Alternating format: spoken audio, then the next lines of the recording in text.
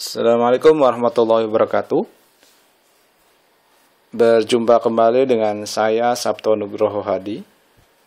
Pada kesempatan yang baik ini saya ingin berbagi dengan Anda sekalian bagaimana kita menggunakan software atau perangkat lunak yang biasa dipakai untuk mendesain suatu primer atau untuk melihat karakteristik primer yang kita miliki. Lalu apa itu primer?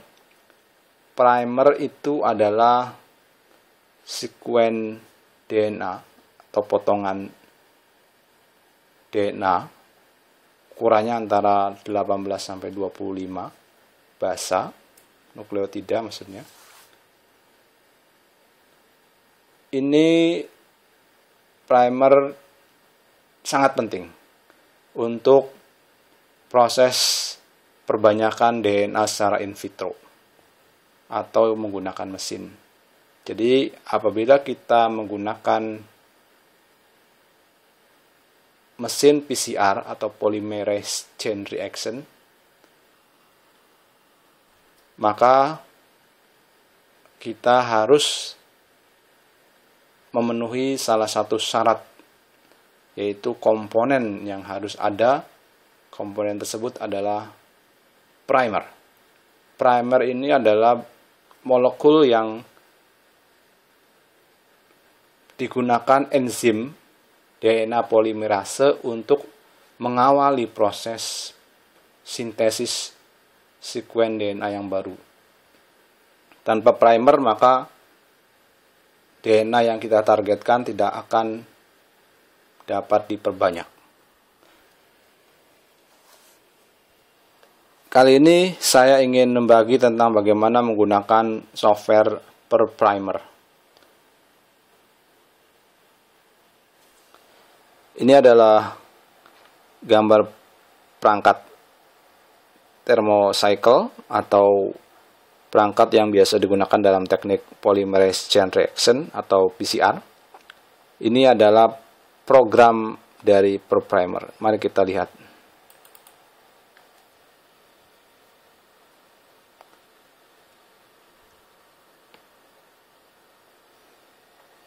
Nah, ini adalah tampakan dari program PerPrimer. Software ini bisa didapatkan secara gratis. Tinggal kita install di komputer kita. Versi yang saya miliki adalah versi v1.1.21. PerPrimer ini dapat digunakan untuk mendesain suatu primer. Pengalaman saya desain dengan menggunakan PerPrimer ini hasilnya sangat baik. Jadi nanti kita mendesain atau mencari tahu primer mana yang cocok yang ingin kita gunakan untuk perbanyakan DNA, kita secara praktis bisa menggunakan PerPrimer. Ini ada beberapa keunggulan. Pertama, bisa untuk desain primer dalam PCR standar atau juga bisulfite PCR, real time PCR, sequencing, ataupun yang satu ini adalah bagaimana kita mencari tahu karakteristik dari primer yang sudah kita miliki. Mari kita lihat satu-satu. Misalkan saya gunakan untuk mendesain primer yang akan saya gunakan atau saya aplikasikan pada PCR yang standar. Jadi nanti kita akan bisa lihat di sini ada TM primernya 57 sampai 63. Perbedaannya 3 derajat. Ini biasanya settingan dari alatnya, settingan dari programnya. Kemudian panjangnya 20 sampai 24. Nah, ini bisa diubah kalau memang kita menghendaki misalkan panjangnya hanya 18 atau 20, silakan saja.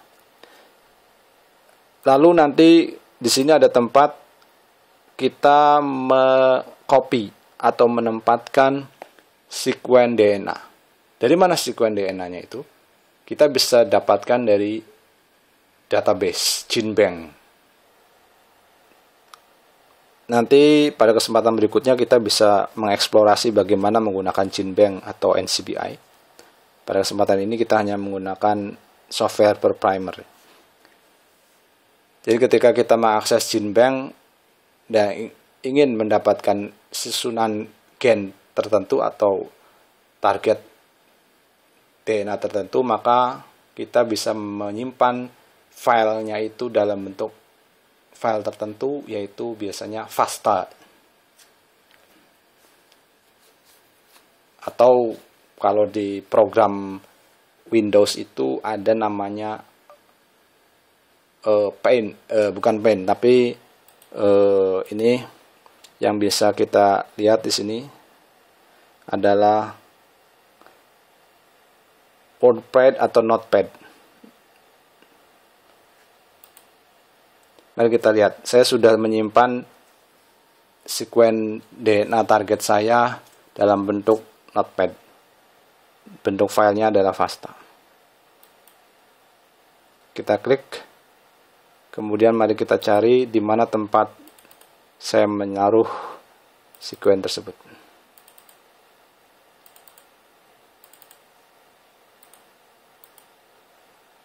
Nah, ini dalam bentuk Notepad. Nah, setelah kita insertkan, masukkan, maka di sini adalah susunan dari DNA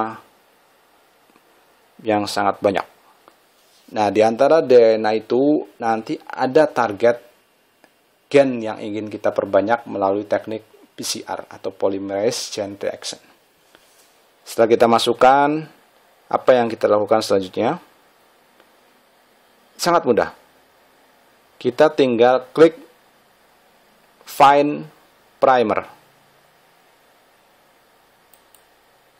Maka dalam waktu hanya beberapa detik, kita akan melihat begitu banyak alternatif primer yang kita dapatkan.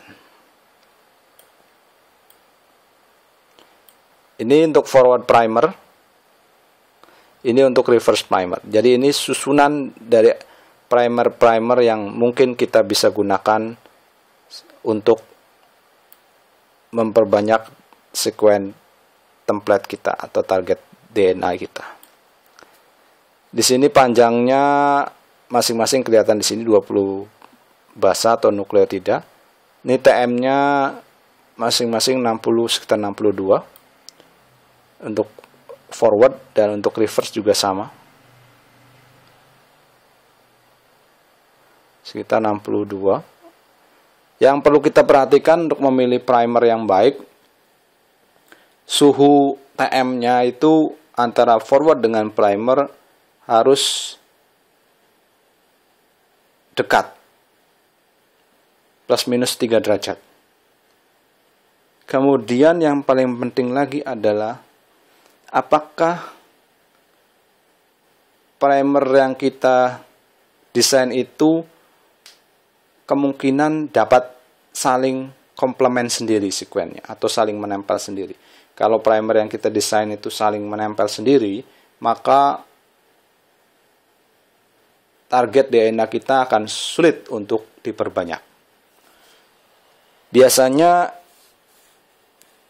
kalau kita lihat dari nilainya, maka kita akan cari nilai delta G atau energi bebas yang paling kecil. Biasanya di bawah 3. Jadi di sini kita lihat yang di bawah 3 itu ada sekitar 3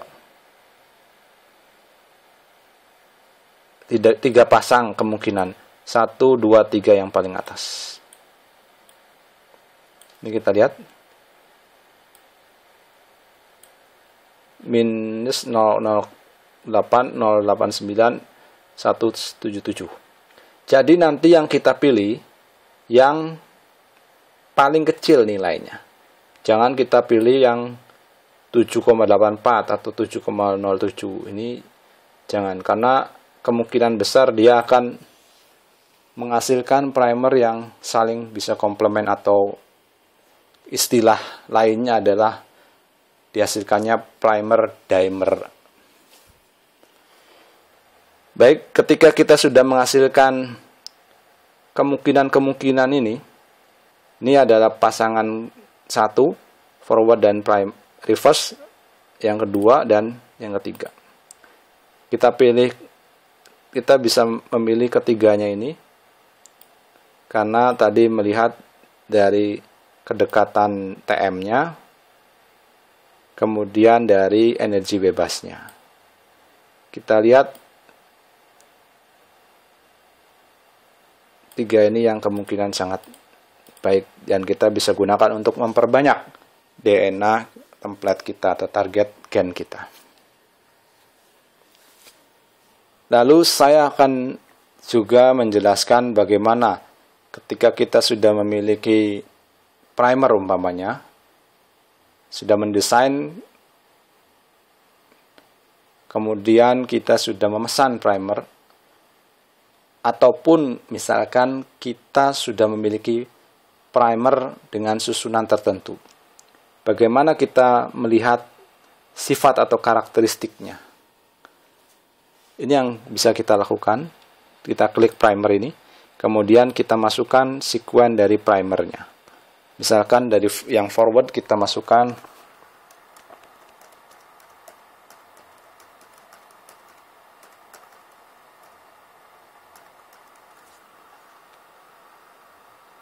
kemudian yang reverse kita masukkan.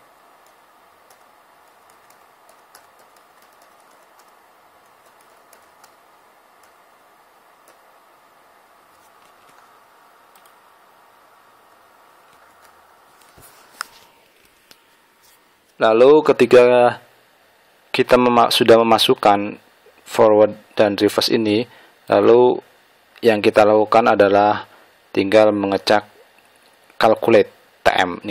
Kita memijit tombol calculate TM ini. Lalu hanya dalam waktu kurang dari 2 detik kita sudah bisa mendapatkan karakteristik primer yang kita miliki. Coba kita lihat. Forward primernya memiliki suhu TM-nya 69,66 derajat Celcius. Kemudian yang reverse 66,08 derajat Celcius. Kita lihat bahwa ini perbedaannya lebih dari 3. Jadi primer ini tidak cukup bagus dilihat dari TM-nya.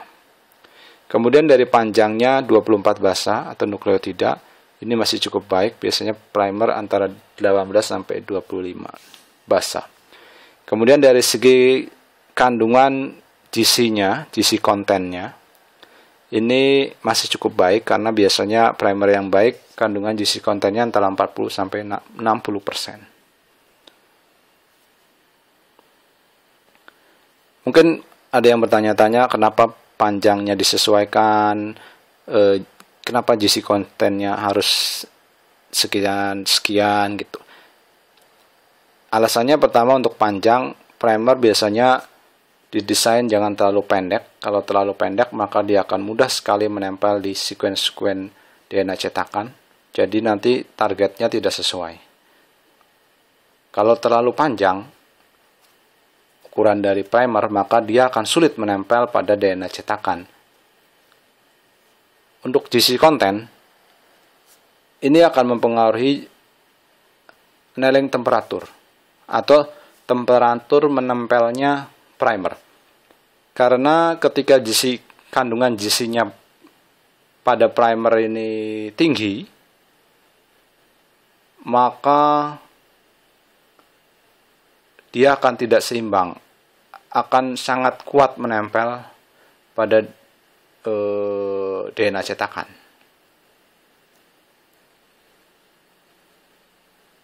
Sehingga ketika dia ingin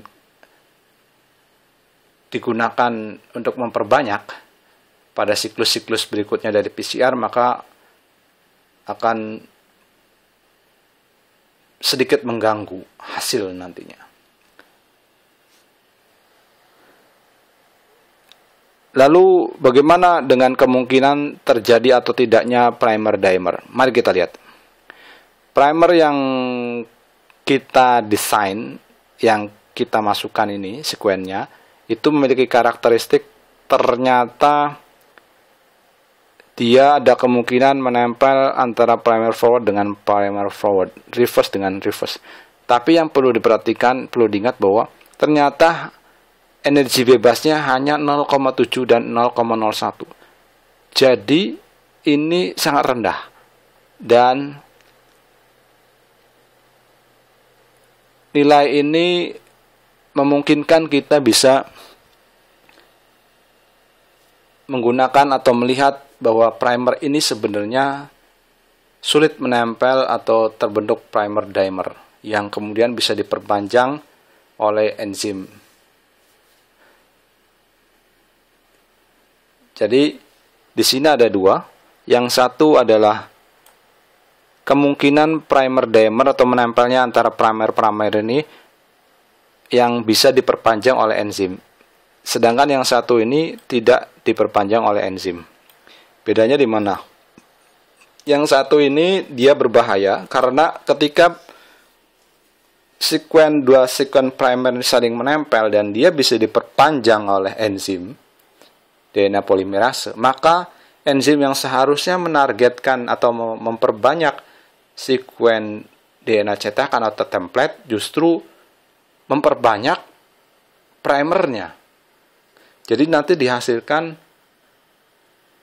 sekuen atau pita DNA yang non-target.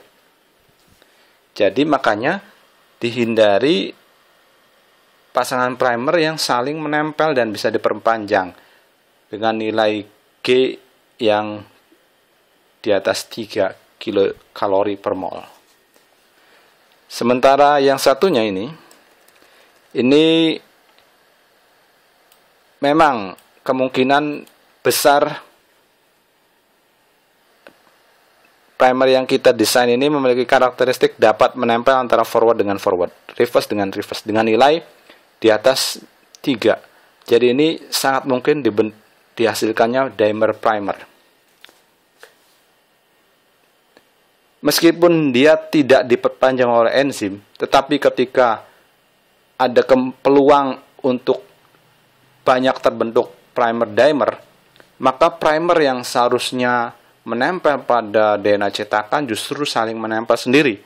Maka kemungkinan akan terjadi unspecific band atau pita-pita DNA yang tidak sesuai ukurannya. Jadi ini pun harus kita hindari. Jadi nilainya harus di bawah 3 kilokalori per mol. Ini pula harus di bawah 3. Jadi dengan cara atau software ini kita bisa melihat ketika kita memiliki suatu primer dan misalkan kita menemukan bahwa ternyata pita DNA yang kita targetkan muncul sangat banyak pada ukuran-ukuran yang tidak sesuai.